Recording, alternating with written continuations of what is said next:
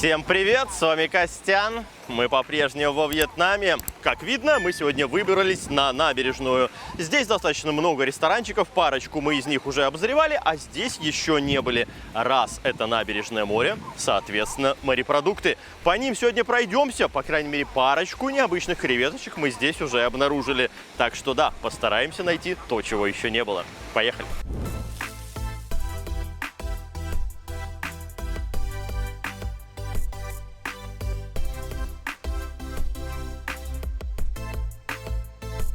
Перед тем, как приступать к еде, пару слов скажу про менюшку, как обычно. Ценники, конечно, здесь повыше. Ну, то есть средняя цена за блюдо, я бы так сказал, в районе 200 тысяч донгов.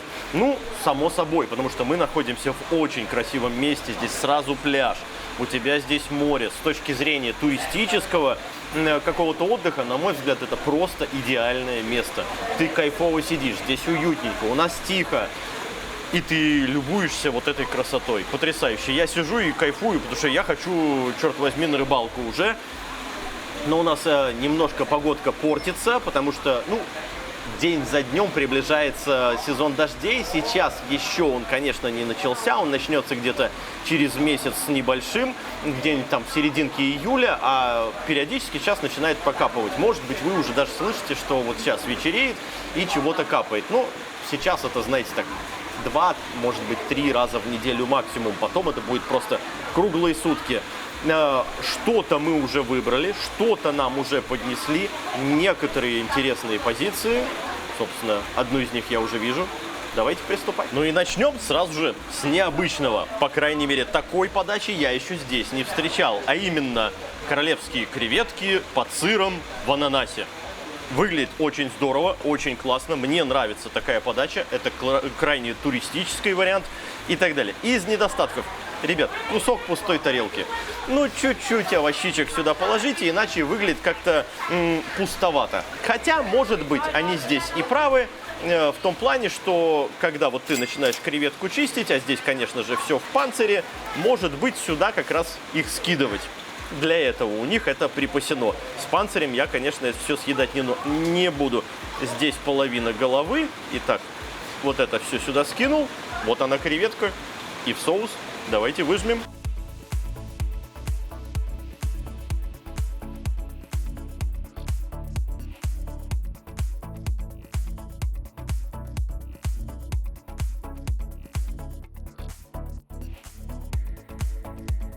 Заценим.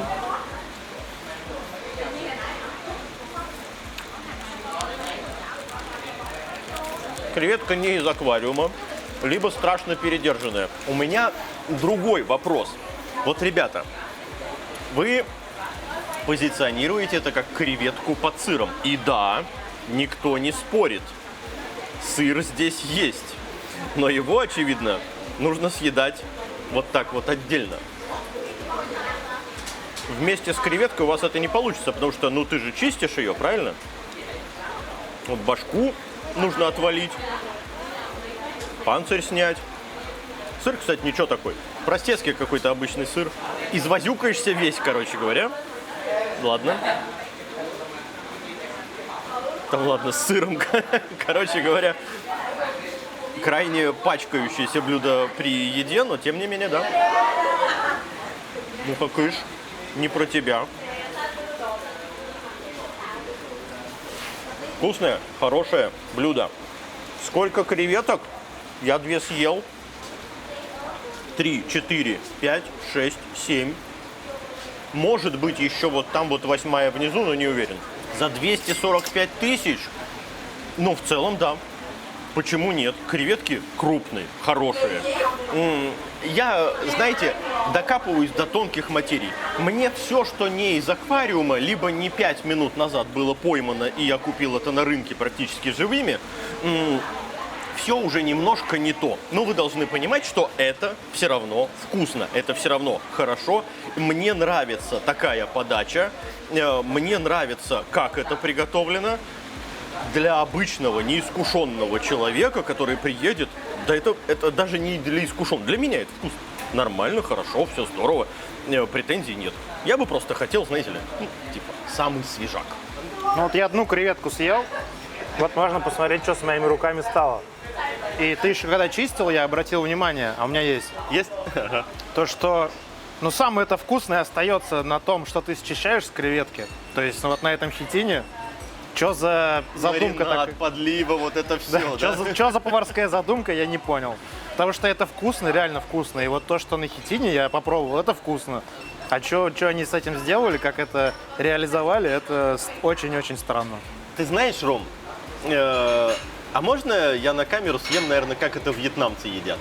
Ну, давай. Ну, ребят, только простите меня, это не я так ем, это вьетнамцы так едят. И я практически уверен в том, что именно так это все и происходит. Особенно впечатлительным. Прошу перемотать где-то 30 секунд вперед.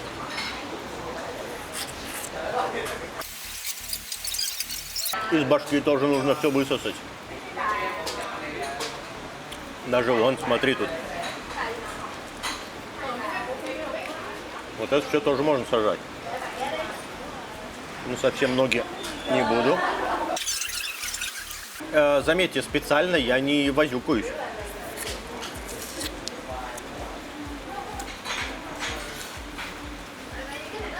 Они едят вот так.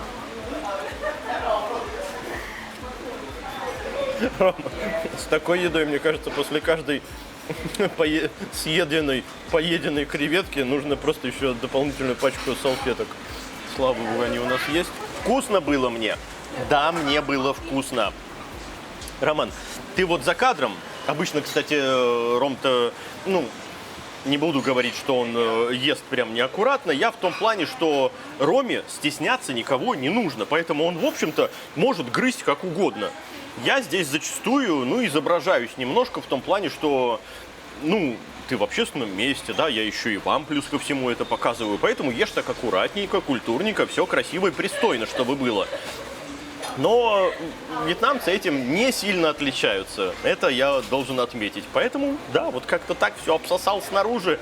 Потом уже этот хитин обсосанный выкинул, значит, и съел креветку. Вкусно так есть? Вкусно так есть. Никаких вопросов, поэтому, скорее всего, так и предполагается. Роман, за кадром съешь вот так креветку и финальный вердиктик. Подождем. А я приготовлю для Романа салфеточку еще одну. Роман вот до сих пор вытирается, потому что в данном случае после съедания вот этой вот креветки нужно поступать так, как Винни-Пух поступал с пятачком, а именно вот так. И по-другому у вас это просто не получится. Вкусно, да охрененно, Роман. Получилось еще вкуснее, то есть вот. В целом про вкус блюда я могу сказать, это отличный вкус. С точки зрения вкуса прям все здорово. Ну, в высокоранговом ресторане на тебя будут, конечно, криво смотреть, если будешь так и есть. В этом плане абсолютно согласен. Долго не будем распинаться. Единственное, до чего я здесь докопаюсь, креветочкам не хватает той самой хрусткости, которая должна быть прям у свежака. В остальном отличное, вкусное, замечательное блюдо. Небольшая совсем остриночка, так что зайдет вообще всем. Кайфовое, классное блюдо. Своих денег однозначно стоит. Вот еще 2 креветки, а мы с Романом уже по 2 съели, так что их 6 штук. Окей, все здорово. Нет, 7. 7? Даже 7? Да. Я 2 съел, а ты 3 уже. А я 3 съел? Да. А значит, я 3 съел. Окей, ну, тем более. Я даже не заметил, как я 3. Ну да, настолько вкусно. Да, быстренько так раз. Сделаем небольшой перерывчик на говядину. В данном случае это не стейк, хотя прожарка какой-то намек на стейк типа делает. В принципе, вроде бы что-то такое... Да нет, все-таки well done, конечно же. Говядина называется Golden Beef чего-то там. Стоит она, видите, на экране. Golden Sauce, вот он. Возьмем, соответственно, говядинку. И в этот золотой соус нещадно макнем. Я так понимаю, этот соус из яичных желтков, взбитым с чем-то, может быть, с сыром и так далее. Ну, посмотрим.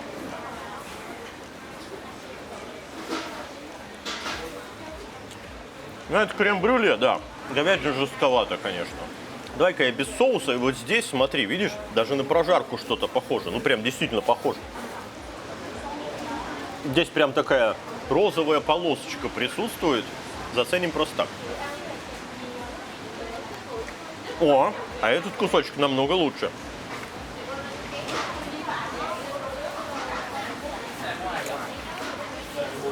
Это даже был кусочек с претензией на стейк. Во-первых, мягкий, но почему-то достаточно сильно соленый. Прям, на мой взгляд, перец солен немного. Что касается овощичек.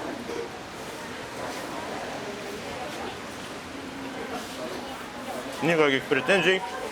Замечательная цветная. Сейчас еще немножко покусаем из разных мест, попробуем, потому что, ну вот здесь вот очевидно жесткая говядина, вот этот краешек тоже жесткий. Роман вот пускай отсюда тоже попробует, я вот с этого края, потому что вот это прям подошвенный кусок. Я его попытаюсь пока пожевать, Роман, выбирай, кусай. Я рекомендую вот отсюда вот попробовать. Вы знаете, культура говядины, к сожалению, здесь еще не появилась. Ну да, это пожевать. Мне бы хотелось иногда в ресторан прийти и все-таки там, где написано вкусная, хорошая говядина, ребят, чтобы это была действительно вкусная, хорошая говядина. Не, крем-брюлешный этот соус нафиг вообще. Ром, забудь про него. Ну да. А? Ну да, это редкостная такая. Вот отсюда, Рома, вот отсюда. Да, вот. Брокколи с лаймово-соленым соусом. Очень вкусно. Ну и, в общем, мы вот с Романом чуть-чуть погрызли, и в данном случае мы можем сказать так, ну, соус прям на любителя, это тот самый крем-брюле, который нам уже попадался. К курочке он, кстати, зашел вполне себе. К говядине, на мой взгляд, он не подходит.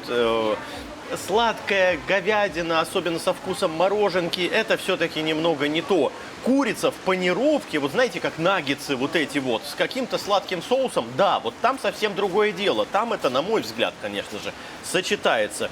Здесь сама по себе, когда говядина достаточно соленая, а действительно она очень соленая, ты еще вот этот сладкий соус, это что-то получается, ну, на мой взгляд, не особенно сочетаемое. Цена, опять же, дороговато. И не для количества. Количество хорошее. Для качества этого мяса просто дороговато. Все остальное хорошо и здорово. Ребят, ну просто покачественнее мясо возьмите, чтобы у тебя там зерновой откорм, чтобы это мраморное. И тогда вот это количество, это один вот такой вот стейк у вас нарезанный. Пускай не толстый, но хороший, качественный, прожаренный. Все без вопросов. Это будет своих денег стоить. Роман. Ну, здесь опять вот этот вьетнамский подход, когда ты вкладываешься в ресторан огромным количеством денег, а здесь это видно.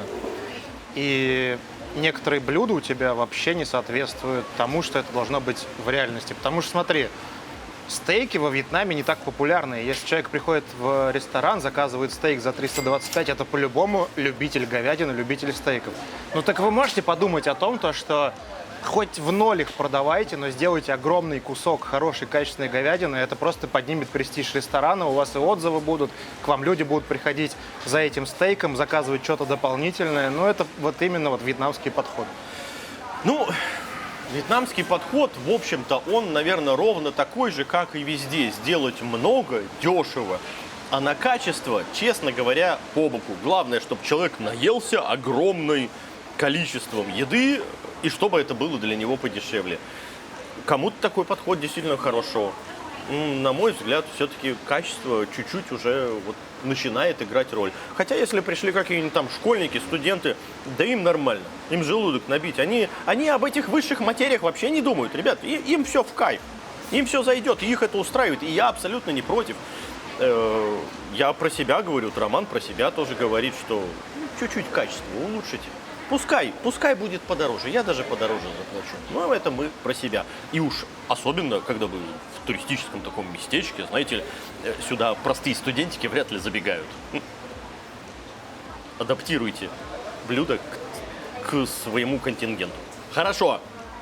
Бочку дегтя в ложку меда положили с этой говядиной и переходим к следующему блюду. У нас сет морепродуктов. Набор в тайском стиле при этом. А вот и тот самый набор из разных морепродуктов, как они говорят, в тайском стиле. На самом деле, прежде всего, я вижу это сашимные креветки. Кстати, в случае с сашимными креветками они должны быть прям идеально свежими, должны быть из аквариума. Впрочем, и цена за этот набор 360 тысяч. Далее, помимо креветок, здесь немножко ракушек морских. Вот нам даже палочки принесли, чтобы их подъедать. Но это обычные, вот их здесь, не знаю, там тигроумы или как-то так называют. Затем мы с Ромкой смотрели и вроде как пришли к мнению, что это 1,5 все-таки здесь кальмара. Потому что вот тушка одного, а здесь и вот щупальца одного. Плюс еще вот какая-то половинка небольшая и вторые то ли половина щупалец, то ли... Они, видимо, по граммам делают, ну, впрочем, логично. И ракушки. Вот эти ракушки, господа, это самые, что ни на есть, дешевские, которые здесь в песке добывают все, кому не лень. И вы, в том числе, приехав сюда, можете во время отлива выйти на пляж, зайти в отливную зону и так на глубину кисти запустить руки и, в общем, этих ракушек там наловить. Их немерено. С них и начнем.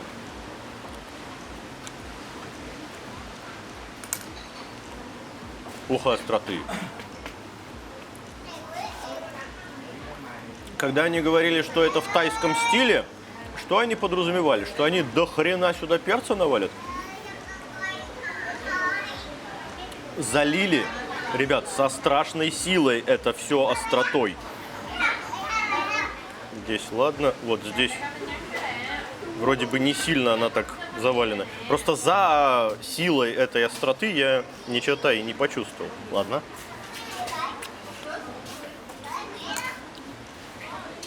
Я не разберу. Нет, они не сырые. Они как будто бы секунд 10 отварены, не больше. Либо сырые, но уже промариновались вот в этом самом соусе. Но это капец острота.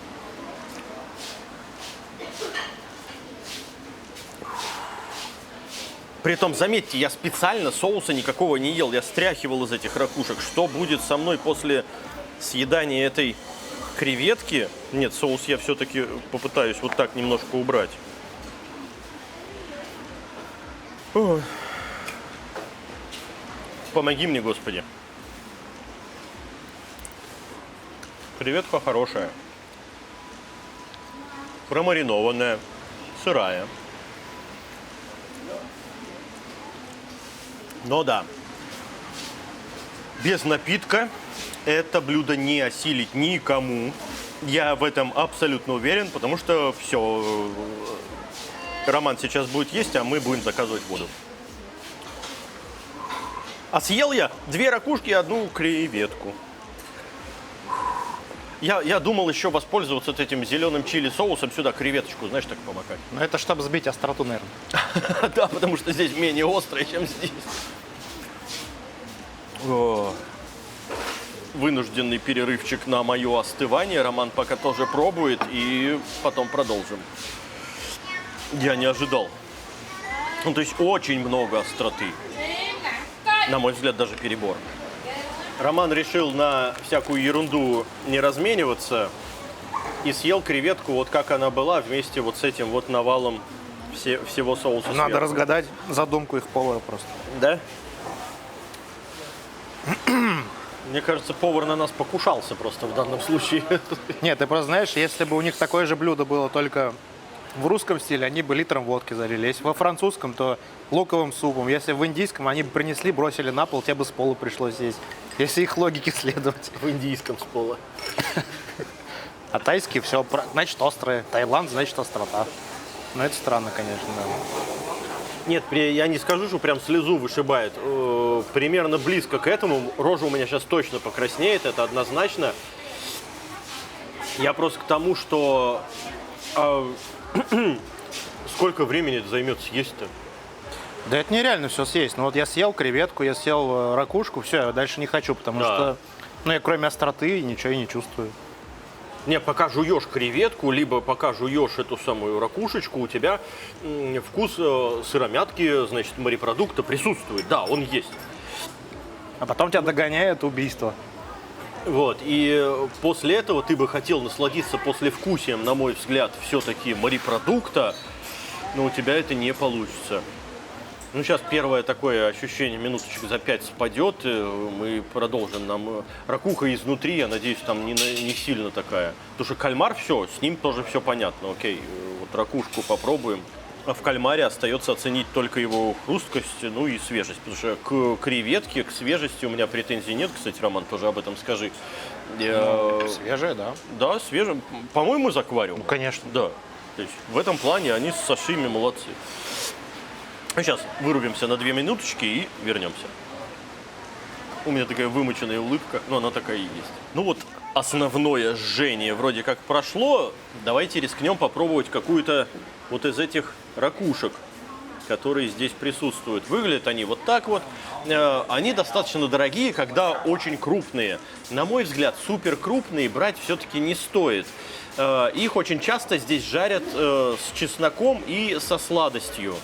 Ну, выбирать какой соус, я уж не знаю. Я лишнюю остроту попытаюсь скинуть и вот так вот наткнув, ты ее, собственно, всю и вынимаешь. Но я почти всю вынул, там еще осталось.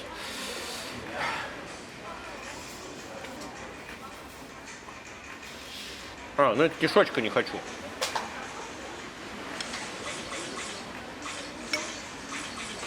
Как и любая другая ракуха, считай, бесполезная ерундовина. Попробовать разочек, конечно, стоит. То есть вот такой набор, не будь он таким острым, я бы все-таки туристу рекомендовал бы взять. Ну, во-первых, ознакомиться с сашимными креветками, это прежде всего, с этими ракушками. Пускай они самые дешевые, простецкие, но вкус морской в них присутствует. Это интересно. Ракухи, вот эти вот полосатые, пятнистые, неплохо, интересно. Разочек попробовал, понял, что ерунда, и забыл про это. Роман, тоже ковыряй ракушку. На тебе палочку. Внутри она, я вот основную остроту стряхнул, внутри она вполне себе. Ничего такого, знаешь, криминально острого в ней нету, слава богу.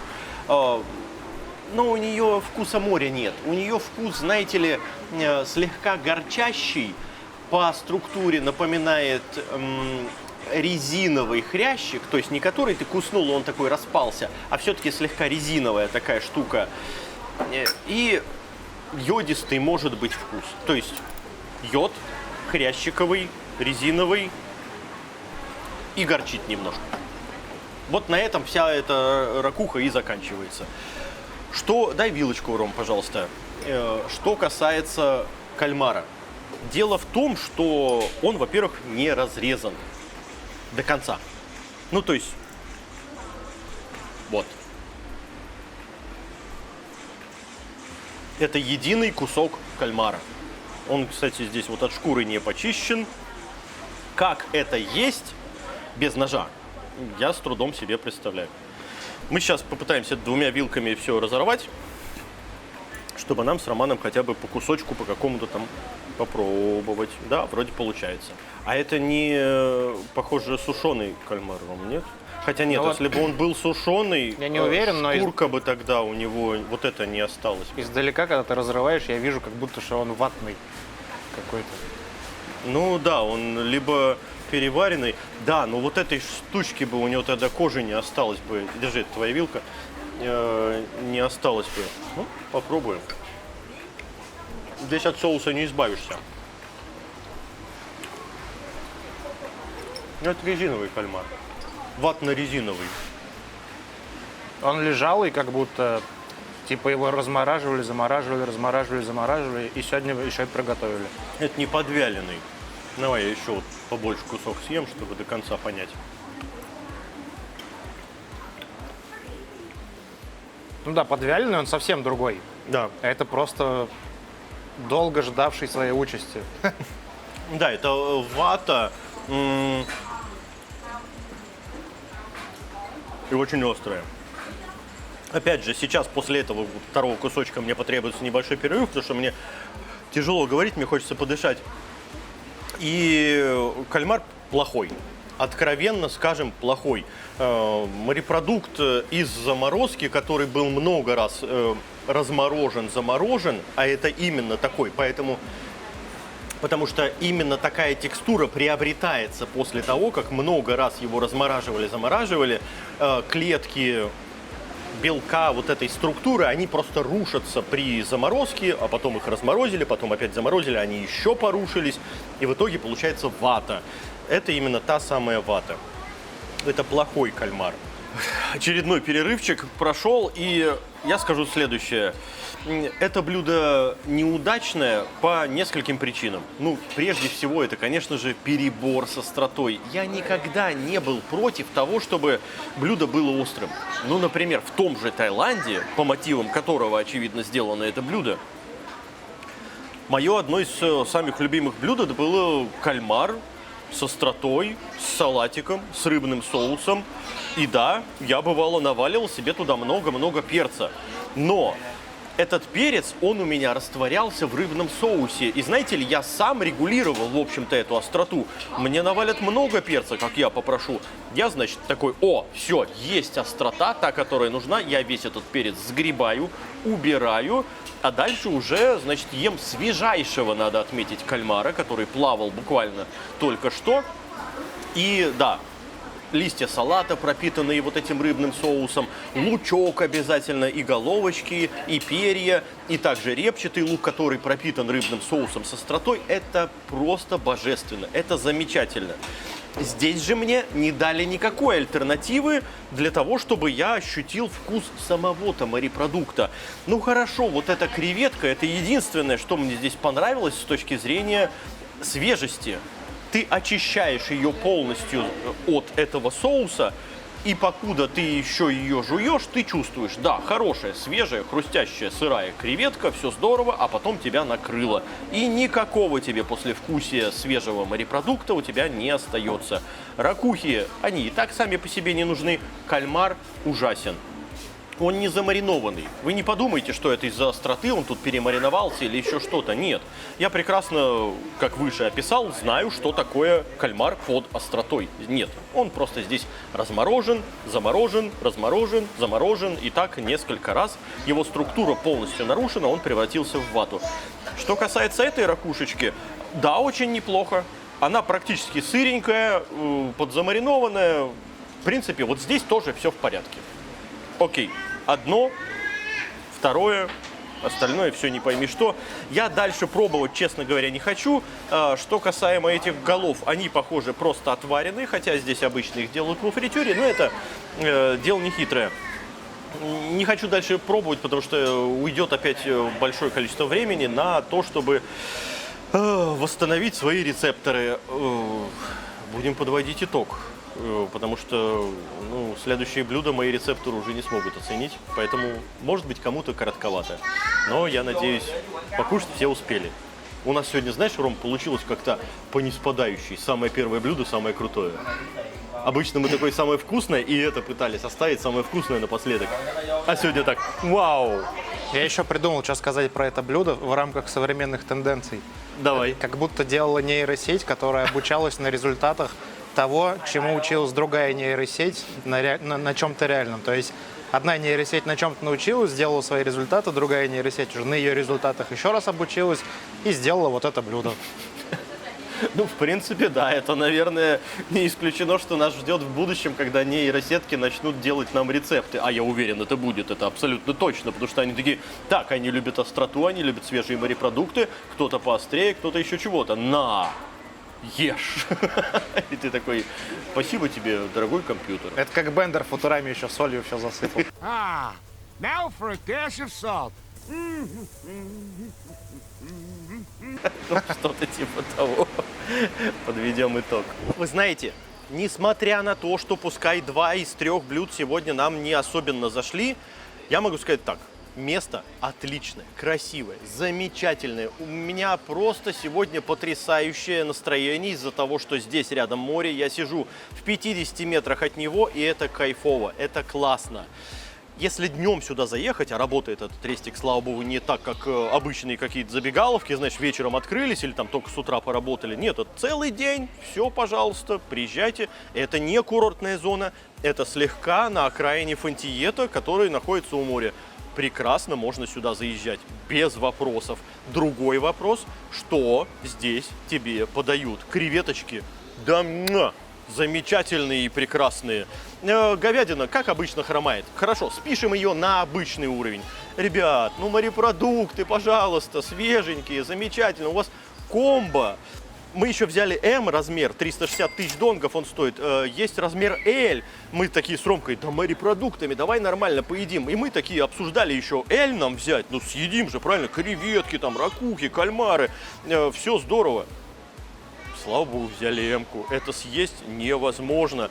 Это нужно как с утра ты один приехал такой, заказал себе это блюдо, и все, у тебя до вечера ты будешь это есть.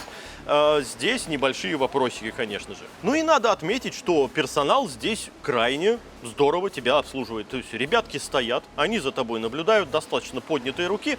Это классный сервис. В этом плане точно у меня претензий нет. И таким образом, получается, они вложились в расположение. Это дорогая аренда наверняка. Они вложились в то, как этот ресторан выглядит. Это классно, здорово, хороший дизайн. И тебе приятно здесь находиться. Ну, может быть, еще чуть-чуть в шеф-повара? Ну, чуть-чуть, буквально. Чтобы у тебя еще блюда, во-первых, разнообразные были, а не то, что здесь и так везде есть. А во-вторых, чтобы качество получше было. А в остальном прекрасное и замечательное место. Ну а с вами был Константин. Для подписчиков Костян. Всем пока. Hello. Проснись и пой, Роман. Даром на море засмотрелся такой. Да муха, ты как прилипла, сволочь, еще в конце. Ты видел? Ну, не успел. Да прилипла она где-то там, сволочь. Ладно, я с мухой сожру. А куда бы вот только вот это выкидывать-то? Куда? Окей.